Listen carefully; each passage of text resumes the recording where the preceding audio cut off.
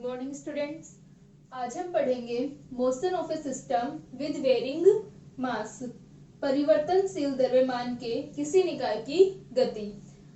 हम जो अब तक लेक्चर्स में जो हमने पढ़ा वो हमारा मास क्या था, एक कांस्टेंट मास था, यानी मोशन के दौरान हमारा जो मास था वो चेंज नहीं हो रहा था। ठीक है, उस मास में से कोई मास जो था वो अलग नहीं हो रहा था।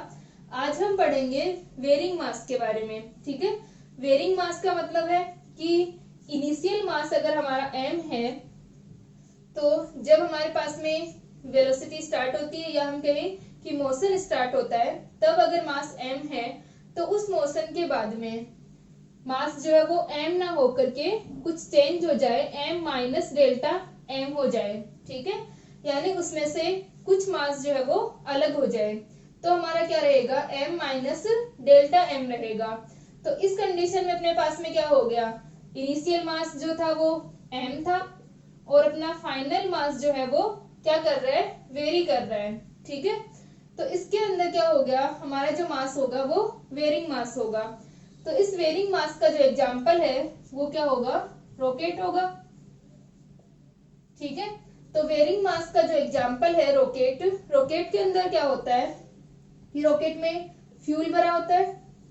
ठीक है, जो स्पेस के अंदर जो रॉकेट भेजे जाते हैं उनके अंदर क्या होता है, फ्यूल भरा होता है, और ये फ्यूल जो होता है वो लगातार जल रहा होता है और गैसेस के रूप में बाहर निकलता है। ठीक है, तो गैसेस के रूप में जब फ्यूल बाहर निकलता है तो रॉकेट का जो मास होगा वो क्या रहेगा, इनिशियल मास और फाइनल मास सेम नहीं रहेंगे। ठीक है, इसके अंदर क्या आएगा, वेरिएशन आएगा।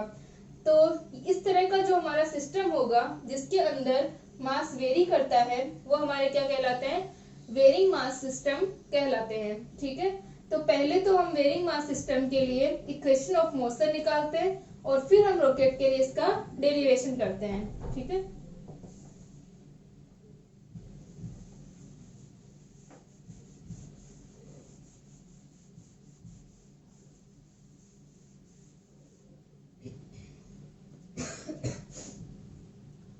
तो सबसे पहले हम ले रहे हैं कि हमारा जो सिस्टम है उसका मास क्या है, m है।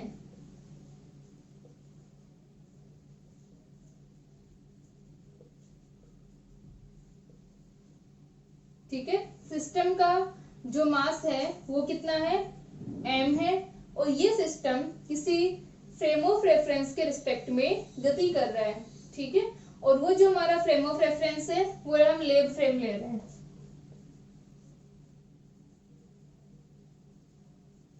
प्रयोगशाला निर्देश तंत्र। तो ये जो सिस्टम जो कि इस प्रयोगशाला निर्देश तंत्र के सापेक्ष गति कर रहा है, इसका मास कितना है, m है। अब ये जो मास है इसमें टाइम इंटरवल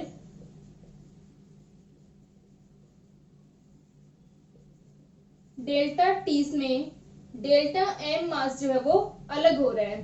ठीक है, इसकी वेलोसिटी कितनी है, v है, और इससे समय अंतराल कितना है, डेल्टा टी है, और उसमें अलग होने वाला जो पार्ट है इसका, उसका मास कितना है, डेल्टा m है।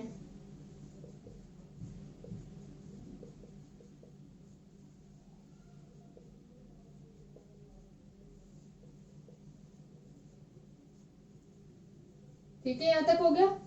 तो यहां से अपने पास में क्या हो गया कि अलग होने वाला द्रव्यमान डेल्टा m और उसकी वेलोसिटी कितनी है, u है। ठीक है, तो हमारा क्या हो गया सिस्टम, कि हमारा जो सिस्टम था वो लेब फ्रेम के रिस्पेक्ट में मोशन में था, उसका मास जो था वो m है और उसकी वेलोसिटी v है। डेल्टा टी टाइम इंटरवल में उससे डेल्टा m मास जो है वो अलग हो रहा है और उसकी वेलोसिटी कितनी है, u है। अब जब इसमें से डेल्टा m मास अलग हो जाएगा तो इसकी वेलोसिटी पर भी इफेक्ट पड़ेगा और इसका जो नवीन वेग होगा, इसकी जो न्यू वेलोसिटी होगी वो हमारी क्या है, v प्लस डेल्टा v है। ठीक है, तो ये हमारा सारा कुछ गिवन है हमें। अब हमें क्या निकालना है कि इसके लिए हमें इक्वेशन ऑफ मोशन निकालनी है, वेरिंग जो हमारा मास सिस्टम है। तो इसके लिए इक्वेशन ऑफ मोशन हम किससे निकालेंगे, F equal to dp upon dt से, न्यूटन सेकेंड लॉ से। तो F equal to dp upon dt हम लें तो हम क्या ले रहे हैं, डेल्टा t के लिमिटिंग वैल्यू, डेल्टा t के सीमांत मान के लिए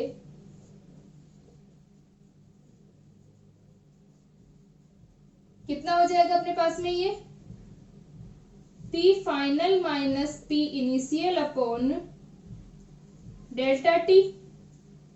तो P final minus P initial upon delta t हमारे पास में आ रहा है। P फाइनल क्या है कि हम इसको, जो हमारा सिस्टम था m मास का, उसमें से डेल्टा m अलग हुआ, लेकिन हम क्या मान रहे हैं, इस पूरे को एक ही सिस्टम मान रहे हैं। जब ये इससे अलग हो गया उसके बाद भी हम इसे एक ही सिस्टम कंसीडर कर रहे हैं, तो P फाइनल जो होगा वो इन दोनों का टोटल मोमेंटम होगा, और जो P इनिशियल होगा वो अकेला जो हमारा सिस्टम था स्टार्टिंग में उसका मोमेंटम है।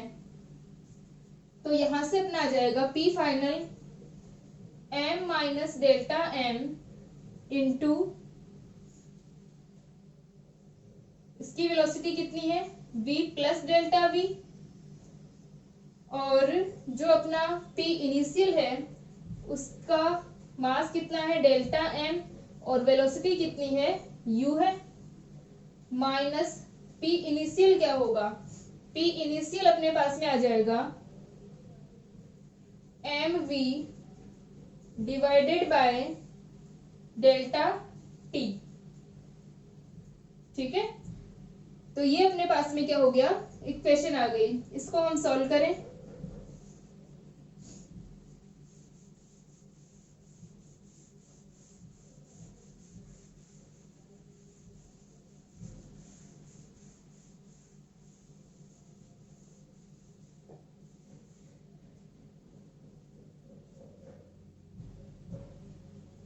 तो यहां से अपने पास में आ जाएगा F equal to P final minus P initial upon delta T जो था उसका मान अपने पास आ गया, और ये हमारा जो F है वो F एक्सटर्नल है, ठीक है, बाह्य फोर्स है।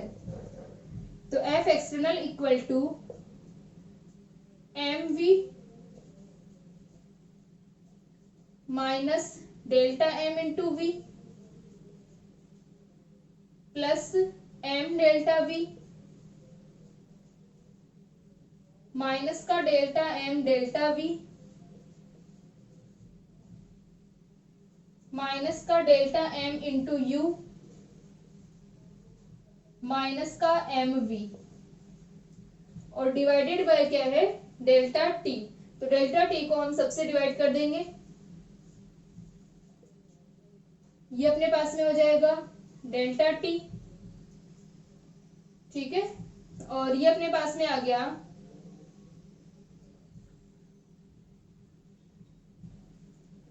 डेल्टा m, और ये अपने पास में आ जाएगा m delta v upon delta t, ये हो जाएगा delta m upon delta t, ये अपना delta m upon delta t, और ये भी क्या हो गया, डेल्टा t। तो जो हमारी फर्स्ट और लास्ट टर्म है वो सेम है, तो वो तो क्या हो जाएंगी, कैंसिल हो जाएंगी।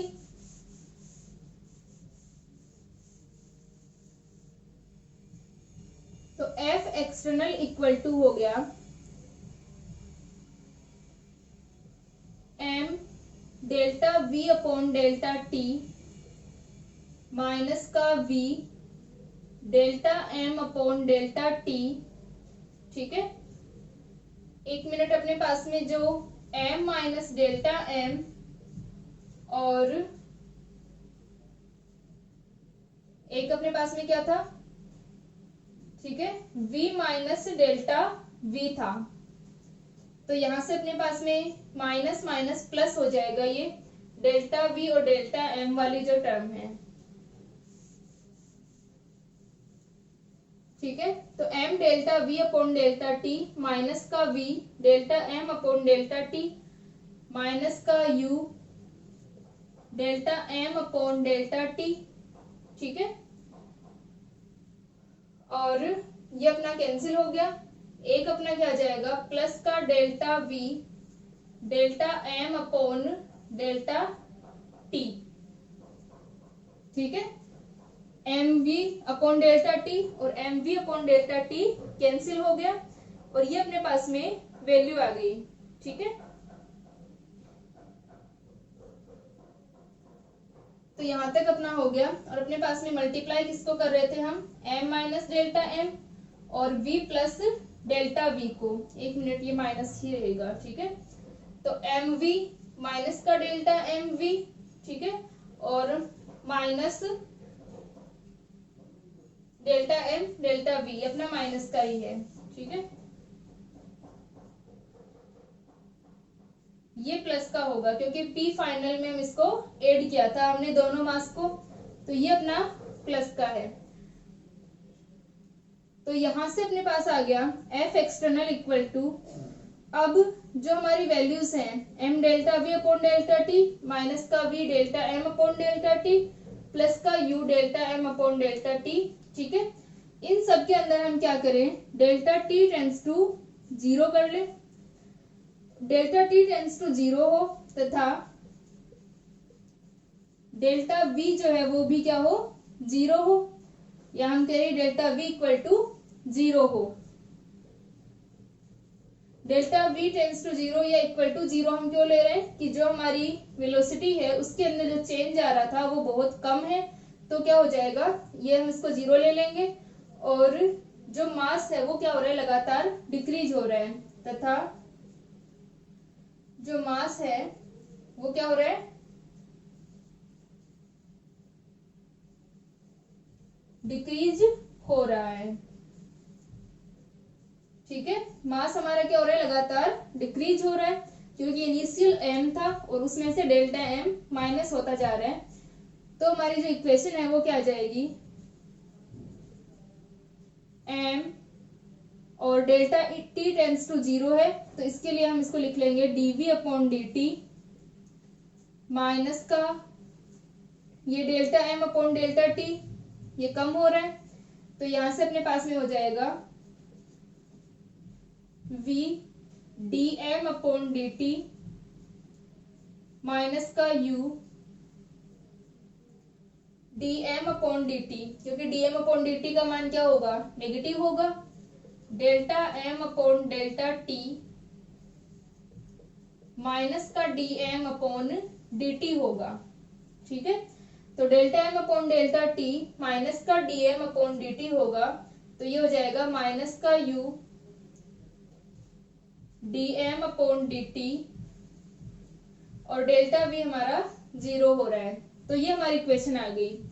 तो एफ एक्सटर्नल इक्वल टू अपने पास में हो गया m d v upon d t plus का v d m upon d t minus का u d m upon d t, ये अपने पास में एफ एक्सटर्नल का मान आ गया। इस इक्वेशन को हम लिख सकते हैं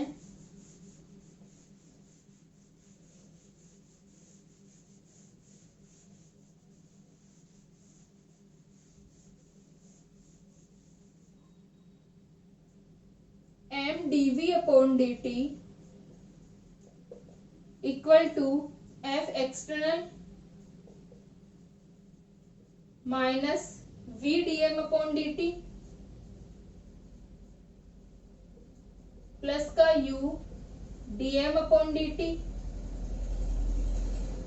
ठीक है।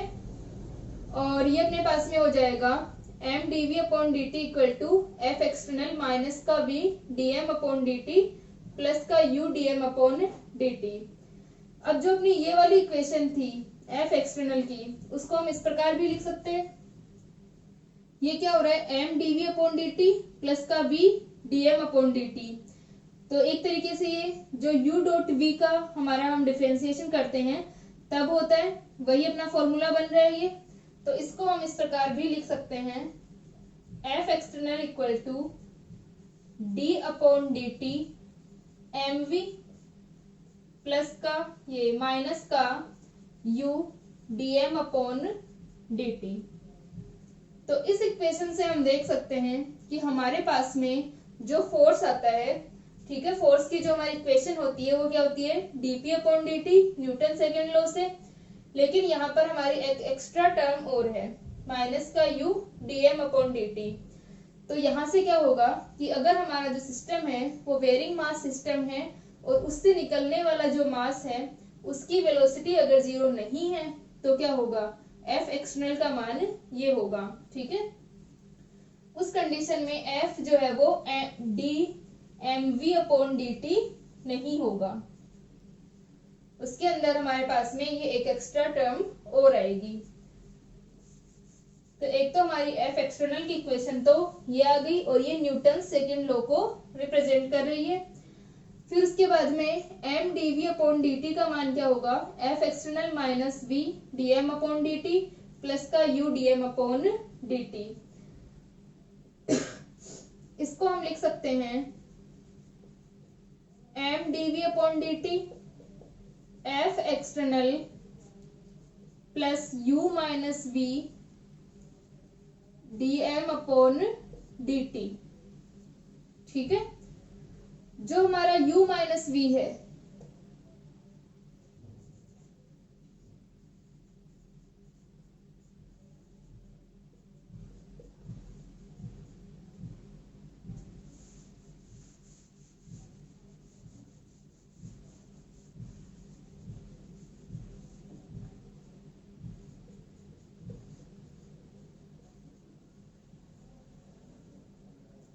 तो ये अपना क्या हो गया, v r d m upon d t.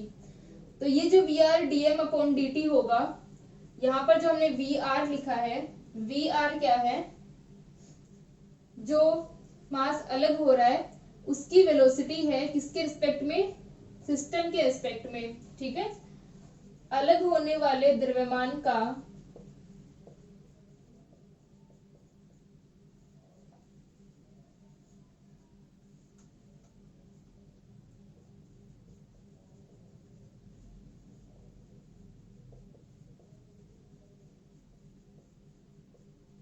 ठीक है। तो ये जो हमारा वी आर है वो क्या है, जो हमारा अलग होने वाला जो मास है उसकी वेलोसिटी है सिस्टम के रिस्पेक्ट में।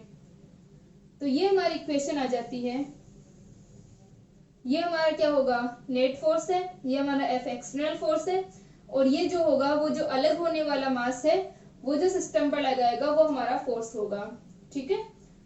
तो यहाँ तक लिख लें इसको। फिर हम क्या करते हैं, रॉकेट के लिए इक्वेशन निकालते हैं।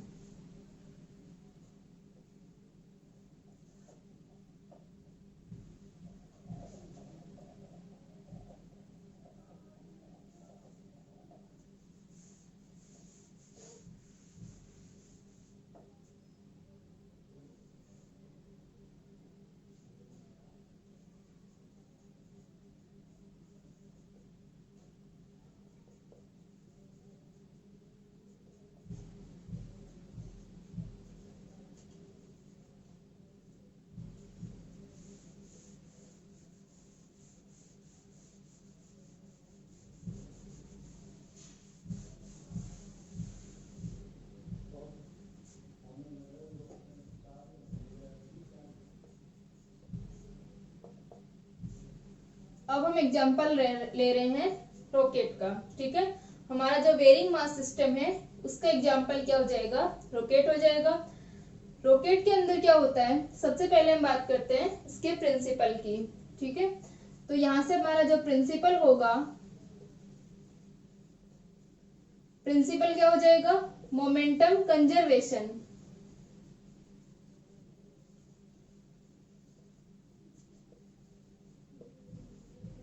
ठीक है, संवेग संरक्षण का सिद्धांत। और दूसरा अपने पास में क्या है, न्यूटन्स थर्ड लॉ लगेगा यहाँ पर, क्योंकि जो रॉकेट है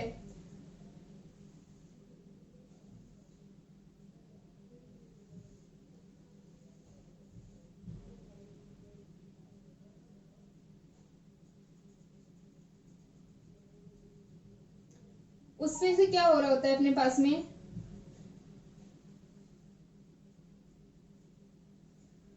कि ये जो रॉकेट रहेगा इसका प्रिंसिपल क्या होगा, मोमेंटम कंजर्वेशन होगा। इसके अंदर क्या होता है कि एक दहन कोष्ठ होता है। उस दहन कोष्ठ के अंदर क्या होगा, फ्यूल और जो हमारे ऑक्सीडाइजर होते हैं, ऑक्सीकारक पदार्थ, वो क्या करते हैं, रिएक्शन करते हैं, जिससे कि फ्यूल क्या होगा, जलना प्रारंभ कर देता है। ठीक है, जब ये जलेगा तो इसके अंदर तीव्र गति से गैसें बाहर निकलती हैं जेट के रूप में। ठीक है, तो तीव्र गति से जो गैसें बाहर निकलेंगी वो क्या लगाती हैं, इस रॉकेट के ऊपर एक प्रतिक्रियात्मक बल लगाती हैं, रिएक्शन फोर्स लगाती हैं।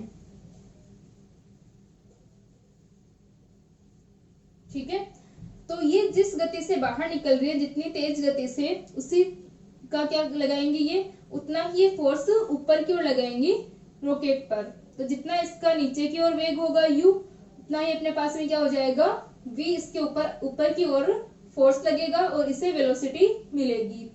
तो यहाँ से हमारे पास में क्या होता है कि यदि एक्सटर्नल फोर्स 0 हो तो जो हमारा पूरा सिस्टम है, रॉकेट प्लस ये गैस, ठीक है, इनका जो मोमेंटम है वो क्या रहेगा, कंजर्व रहेगा।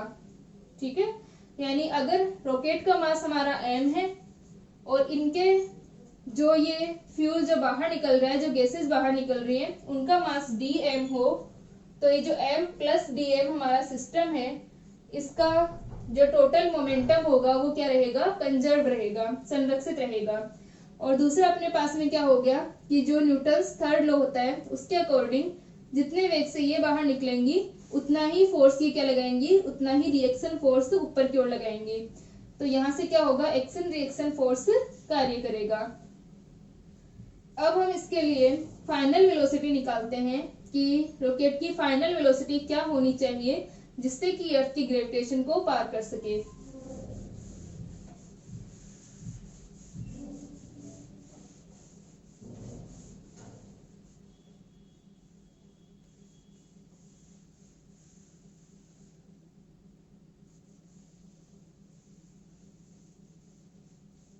तो यहाँ पर सबसे पहले हम लिखते हैं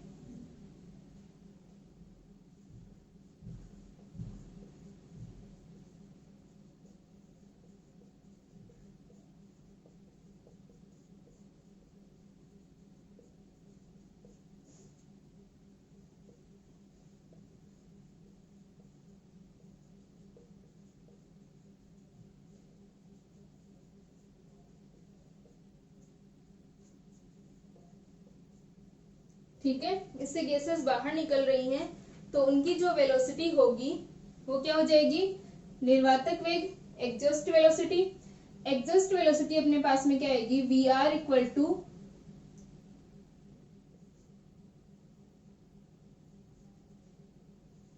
u माइनस वी। ठीक है, यहाँ पर हम क्या ले रहे हैं कि हमारा जो रॉकेट है उसका मास क्या है, m है। ठीक है, रॉकेट का जो मास है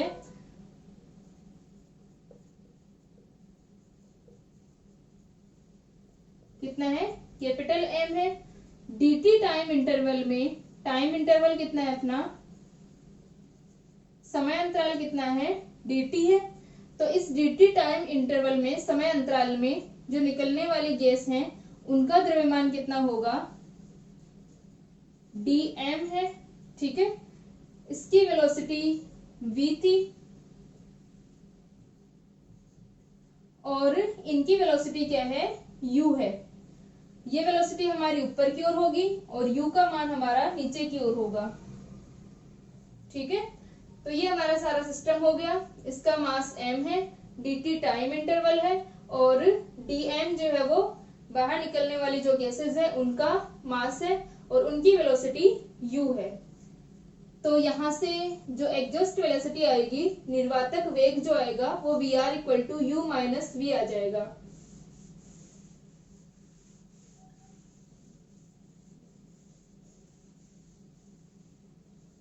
तो यहाँ से जो हमारा परिवर्तनशील द्रव्यमान का जो निकाय होता है उसके समीकरण से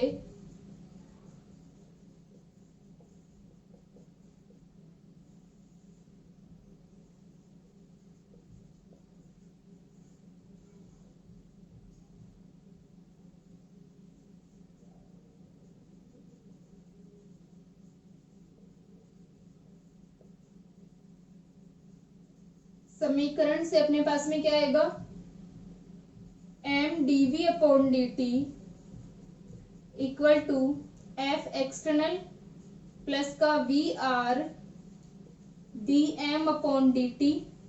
ठीक है, ये अपनी इक्वेशन हो गई, जहां पर क्या है, m d v upon d t rocket पर लगने वाला नेट फोर्स है।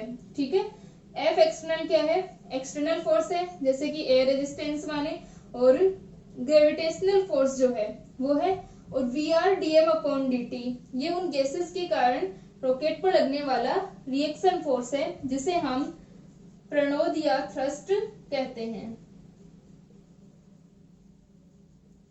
ठीक है, तो ये हमारा क्या है, रिएक्शन फोर्स है, और ये नेट फोर्स होगा जो कि किसमें लगेगा, उसमें अपवर्ड डायरेक्शन के अंदर लगेगा। ठीक है, और रॉकेट जो है वो ऊपर की ओर जाएगा। तो यहां से अपने पास में आ जाएगा m d v upon d t equal to F external plus का v r d m upon d t. अब जो एफ एक्सटर्नल है उसके अंदर एयर रेजिस्टेंस को नेग्लेक्ट करें अधिक ऊंचाई पर, तो हमारे पास में एफ एक्सटर्नल क्या रहेगा, एम जी रहेगा।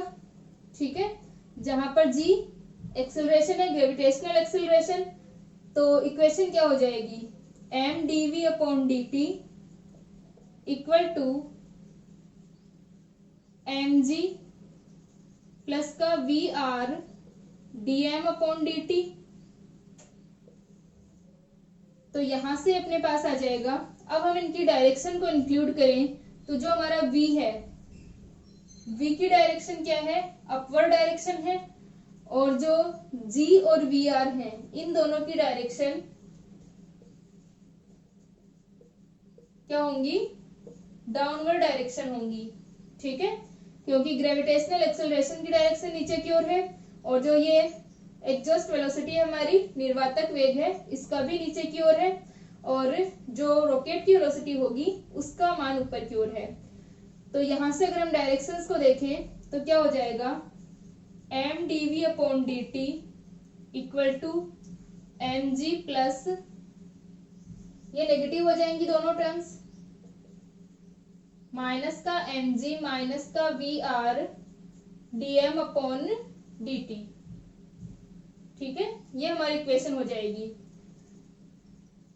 ठीक है, यहां तक लिख लें इसको।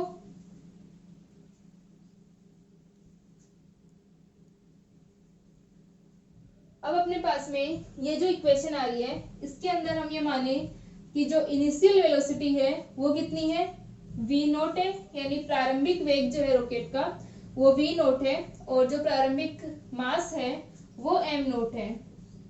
ठीक है, तो हम इसका किसी टाइम t के बाद में अगर वेलोसिटी निकालें, यानी हम v का मान निकालें, तो वो क्या होगा, और हम कैसे निकालेंगे, इस इक्वेशन का हम इंटीग्रेशन कर दें। ठीक है,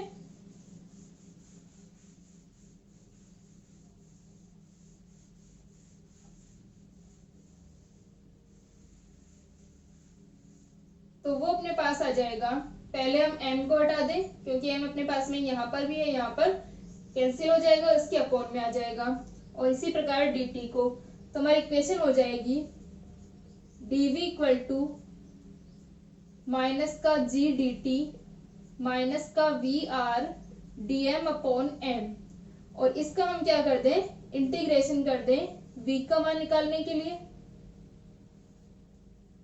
तो यहां से अपने पास आ जाएगा v इक्वल टू माइनस का जी टी माइनस का वी आर एल एन। ठीक है, या लिखे हम log e m प्लस का c, जहां पर c क्या है, इंटीग्रेशन कांस्टेंट है, इंटीग्रल कांस्टेंट है, समाकलन नियतांक।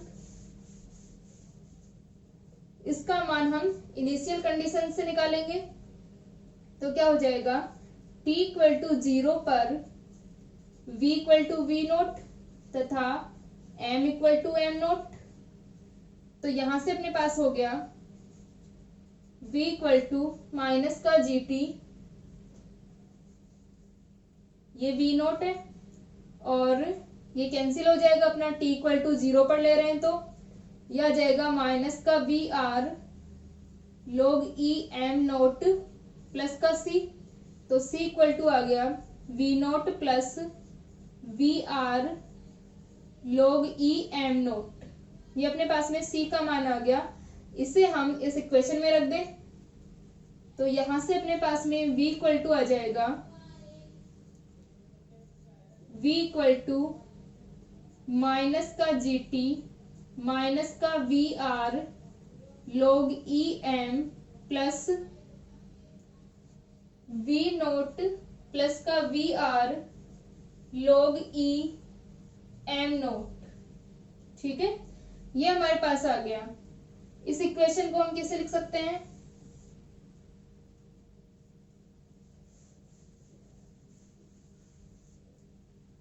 v इक्वल टू माइनस का gt, तो हम पहले लिख लें v नोट को, वो हमारा पॉजिटिव है, माइनस का वी आर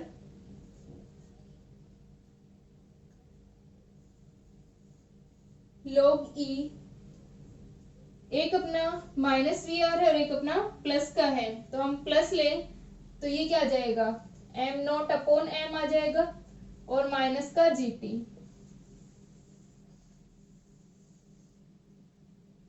ठीक है, ये हमारी फाइनल वेलोसिटी है, रॉकेट के द्वारा प्राप्त किया गया अंतिम वेग है। तो ये जो हमारी फाइनल वेलोसिटी आ रही है, v हमारी फाइनल वेलोसिटी है, v आर हमारा क्या है, एग्जॉस्ट वेलोसिटी निर्वातक वेग है, v नोट हमारा प्रारंभिक मान है, और जो t है, t क्या है, वो टोटल टाइम है जो कि ईंधन पूरा जलने में लेगा। ठीक है, तो t टाइम क्या होगा जिसमें ईंधन जलता है। तो यदि हमारे पास में t का मान ज्यादा है, अगर t कम होगा, ठीक है, t हमारा टाइम है जिसमें कि ईंधन पूरा जल जाए, फ्यूल जो है हमारा पूरा बर्न हो जाए, तो जो t अगर कम होगा तो ग्रेविटेशन का इफेक्ट क्या होगा, कम होगा। यहाँ से हम देख सकते हैं कि ग्रेविटेशनल फोर्स का मान जो है वो कम हो जाएगा, क्योंकि यहाँ पर ये वाली टर्म जो है वो कम हो जाएगी। और यदि t का मान अधिक है, t का मान अधिक हुआ तो क्या होगा, इसका इफेक्ट ज्यादा होगा और हमारा v जो है वो कम हो जाएगा।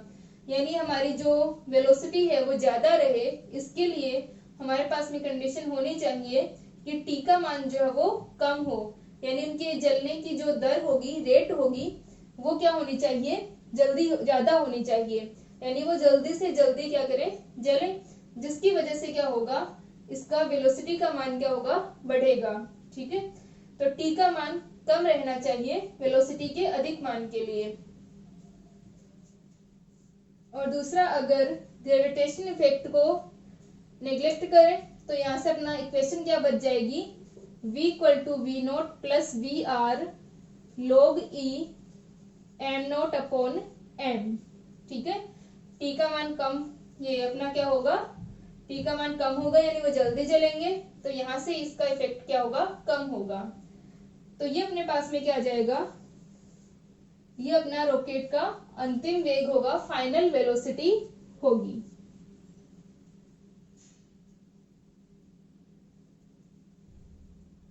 ठीक है, तो यहाँ तक आ गया अपने पास में, इसकी फाइनल वेलोसिटी आ गई, v equal to v note plus v r log e m nought upon m minus का gt।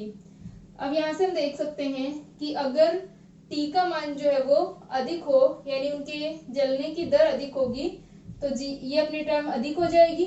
ठीक है,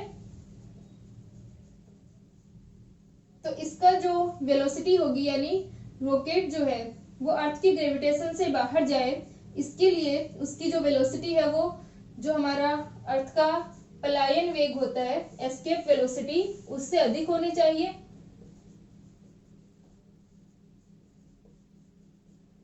आगे के चैप्टर्स में हम निकालेंगे एस्केप वेलोसिटी क्या होती है अर्थ की। तो यहां से अपने पास में कोई भी ऑब्जेक्ट अगर अर्थ के ग्रेविटेशन से बाहर जाता है तो उसकी वेलोसिटी इस एस्केप वेलोसिटी से ज्यादा होनी चाहिए। इसके लिए हमें क्या होना चाहिए कि इसका मान ज्यादा होना चाहिए, जिससे कि ये अधिक ऊंचाई तक जा सके। ठीक है, तो जो हमारा सिंगल स्टेज रॉकेट होता है, जो कि अभी हम पढ़ रहे थे, इसके अंदर